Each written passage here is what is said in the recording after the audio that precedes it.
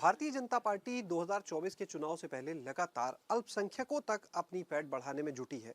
इसे लेकर तमाम तरह के कार्यक्रम भी डिजाइन किए गए हैं। तमाम लाभार्थी जो हैं अल्पसंख्यक समुदाय के, उनसे मिलने के कार्यक्रम चल रहे हैं। हमारे साथ में इस समय सपा के राष्ट्रीय महासचिव एमएलसी स्वामी प्रसाद मौर्य जी हैं। आप बताएं सर कि किस तरह से देखते हैं भाजपा का अल्पसंख्यक मोर्चा जो है वो अब मदरसों में और दरगाहों पे योग कराने जा रहा है। इसके अलावा जो 18.5 लाख लाभार्थी है पीएम आवास योजना का, जो अल्पसंख्यक समुदाय से, उनके घर घर जाकर ये लोग संवाद करेंगे। अब भारतीय जनता पार्टी जनता की आंख में धूल झोंकने में माहिर है। इसी प्रकार से पहले इन्होंने इस देश के दलितों, आदिवासियों, पिछड़ों को भी हिंदू कहकर के वोट तो ले लिया। सत्ता में आने के बाद सबके आरक्षण को खत्म कर दिया। यहाँ तक कि आज़ादी के बाद भाजपा एक पहली ऐसी सरकार है जो संविधान प्रदत्त आरक्षण को भी खत्म करने पर तुली हुई है। अब अभी तक मुस्लिम समाज या अन्य अल्पसंख्यकों पर भारतीय जनता पार्टी बेपनाह जुल्म जाति अत्याचार भी करती रही, झूठे एफआईआर भी लिखाती रही, मदरसों की मान्यता भी खत्म करती रही, मदरसों में पढ़ने वाले सामान्य वर्ग के छात्रों को इस मदरसे से बाहर भी करवाने का शासनादेश जारी किया, और साथ ही साथ मदरसों को बदनाम करने में भाजपा सरकार ने कोई कसर नहीं रखी। अब जो चुनावी बेला आ गई है तो अब मदरसों में भी जाएंगे, मज़ारों पर सिजदा भी देंगे, मुसलमानों को अपना बता करके वोट लेने की कोशिश भी करेंगे। लेकिन भारतीय जनता पार्टी का खेल अब खत्म होने जा रहा है, क्योंकि 9 साल की भाजपा सरकार में पूरे देश का नौजवान आज बेरोजगारी का दंश झेल रहा है। भाजपा सरकार जब से आई है सरकारी नौकरियां गायब हो गई। भूले बिसरे यदा कदा यदि कोई विज्ञापन सरकारी नौकरी का आया भी तो भर्ती भ्रष्टाचार की बलवेदी पर चढ़ गई। महंगाई का आलम यह है कि आम जनता की कमर टूट गई। ये वही भाजपा है जो 2014 के पहले, जब इस देश में डीजल 56 रुपये लीटर था, पेट्रोल 65 रुपये लीटर था, तो इसी भाजपा ने भारत बंद का आह्वान किया था कि डीजल और पेट्रोल का दाम घटाओ।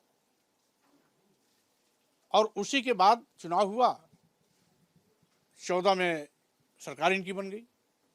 आज आलम क्या है? 56 रुपये लीटर वाला डीजल 100 के करीब पहुंच गया, 65 रुपये लीटर वाला पेट्रोल 100 के पार पहुंच गया, 250 रुपया में खाना बनाने वाला गैस सिलेंडर मिलता था, 1200 रुपये पहुंच गए। जीएसटी हर छोटी से लेकर बड़ी चीज़ पर, यहाँ तक कि जन सामान्य में दैनिक उपयोग में आने वाली छोटी छोटी उपभोग की वस्तुओं पर भी जीएसटी। और बस से बदतर हालत तब हो गई जब बच्चों के निवाले पर भी इसने जीएसटी लगा दिया। दूध, दही, मक्खन, पनीर, मट्ठा पर भी जीएसटी लगा दिया। यानी भाजपा सरकार आज पूरे देश को लूट कर अदानी की तिजोरी भर रही है, अंबानी की तिजोरी भरने में लगी हुई है। ईस्ट इंडिया कंपनी से बदतर इसकी हालत हो चुकी है। ईस्ट इंडिया कंपनी पूरे देश को लूटते थे तो अपने राष्ट्र इंग्लैंड के खजाने को भरते थे, लेकिन भाजपा लूट रही पूरे देश को तो अदानी और अंबानी तिजोरी भर रही है। ये बहुत दुर्भाग्य है। आज़ादी के बाद ये पहली ऐसी असफलतम सरकार है जो सरकारी विभागों, सरकारी संपत्तियों, सार्वजनिक संस्थानों को निजी हाथों में बेचने का पाप कर रही है। जिन सरकारी विभागों, सार्वजनिक संस्थानों में नौजवानों को सरकारी नौकरी मिलने की उम्मीदें होती थी, उसको उद्योगपतियों को दे रही है ये भाजपा सरकार। देश के सारे बंदरगाह बेच दिए, एयरपोर्ट बेच दिया, एयर इंडिया बेच दिया, सारे रेलवे स्टेशन बेच दिए, कई दर्जन ट्रेनें बेच दी, एलआईसी जैसी बड़ी संस्था बेच दी जहां दसियों लाख लोग काम करते हैं। और साथ ही साथ अभी तो बेचने का सिलसिला इन्होंने चालू किया है। रही बात, आज यूं कह लीजिए कि सरकार रोना अपनी पीठ थपथपाती है कि हमारी जीडीपी बढ़ी है, लेकिन एक और यही भाजपा सरकार चिल्ला चिल्ला के कहती है कि हम देश के 88 करोड़ लोगों को 5 किलो 10 किलो चावल देते हैं। उत्तर प्रदेश सरकार कहती है 24 करोड़ की आबादी में 18 करोड़ लोगों को हम 5 किलो 10 किलो चावल देते हैं। यानी 88 करोड़ लोग अगर देश के 5 किलो 10 किलो चावल पर निर्भर हैं तो गरीब है अमीर हैं, इसको आप खुद तय कर लीजिए। अच्छा ये बताइए, लेकिन जो भाजपा की तैयारी है जो अल्पसंख्यकों के बीच में अपनी पैठ बढ़ाने वाली, सपा के लिए चुनौती तो नहीं होगी? क्योंकि MY फैक्टर सपा के लिए कहा जाता है जो मुस्लिम है वो उनके कोर वोटर में, तो सपा के लिए कोई चुनौती नहीं देखते आप? देखिए, आज भारतीय जनता पार्टी का अब कोई भी ड्रामा चलने वाला नहीं है। वो चाहे अल्पसंख्यकों की चौखट पर जाए, वो चाहे मदरसे में जाए, वो चाहे मज़ारों पे जाके माथा टेकें, चादर चढ़ावें, अब उनका भला होने वाला नहीं है, क्योंकि इनके काली करतूतें और इनके काले चेहरे बेनकाब हो गए हैं। रही बात समाजवादी पार्टी, उत्तर प्रदेश में सबसे मजबूत और बड़ी विपक्ष पार्टी है। अच्छा, आपकी पार्टी के विधायक है अतुल प्रधान, उनके ऊपर FIR दर्ज कर दी गई है बैरिकेड तोड़ने के मामले में, बागपत से जुड़ा मामला था, तो आपकी पार्टी के एक और विधायक पर FIR? देखिए, ये तो भाजपा का चरित्र बन गया है, लोकतंत्र को कुचलने का, लोकतंत्र को दबाने का। विपक्षी पार्टी के नेताओं के खिलाफ FIR कराना,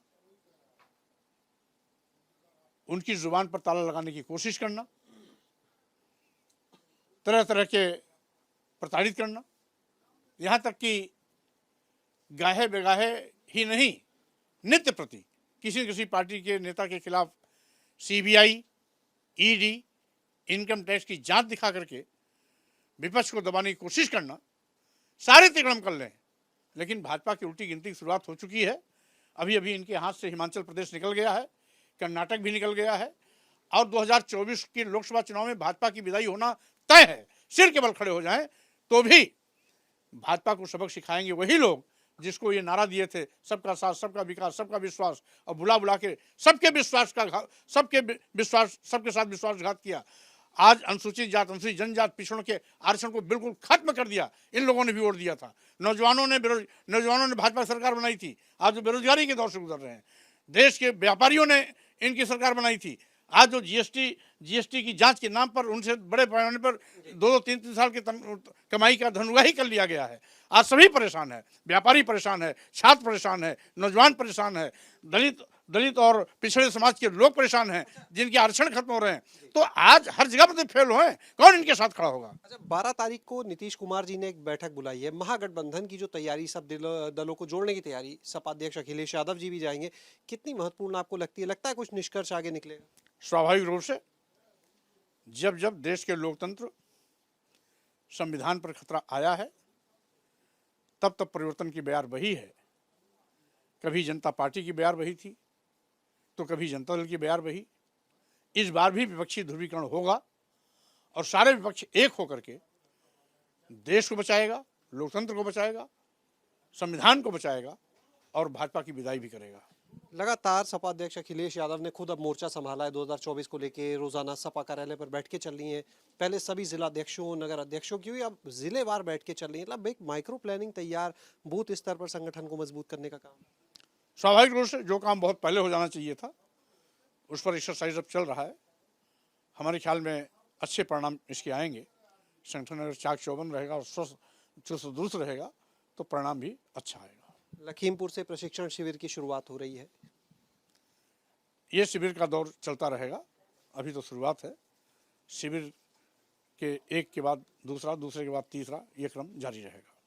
बहुत बहुत शुक्रिया बात करने के लिए। तो ये थे हमारे साथ में सपा के राष्ट्रीय महासचिव स्वामी प्रसाद मौर्य। कैमरा सहयोगी जितेन के साथ शैलेश अरोरा, ABP गंगा, लखनऊ। उड़ीसा में जो रेल हादसा हुआ, लगभग 300 लोग की अब तक जान जा चुकी है, कई लोग घायल भी हैं। स्वाभाविक रूप से उड़ीसा बालासोर की ट्रिपल ट्रेन दुर्घटना बहुत ही दर्दनाक घटना है। मैं अपनी ओर से और पार्टी की ओर से दुख व्यक्त करता हूं और जो मृतक परिवारजन हैं उनके प्रति संवेदनाएं प्रेषित करता हूं। जो बड़े पैमाने पर हजारों की तादाद में लोग घायल हैं, घायलों को शीघ्र स्वस्थ होने की कामना करता हूं। लेकिन ये पहला ऐसा अवसर है जब तीन ट्रेनें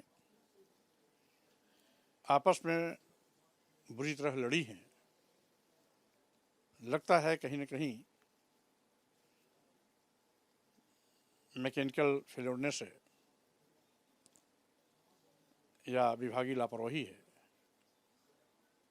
क्योंकि एक ही समय एक ही जगह पर 3 ट्रेनों का टकराना अपने आप में एक बहुत बड़ी बात है, जिसमें अब तक लगभग 300 लोगों की जानें चली गई हैं। अभी लगातार लाशें मिल रही हैं, हजारों लोग घायल हैं, अस्पतालों में तड़प रहे हैं, मौत का सिलसिला जारी है। तो इतनी भयंकर त्रासदी शायद पूरे देश को हिला के रख दिया है।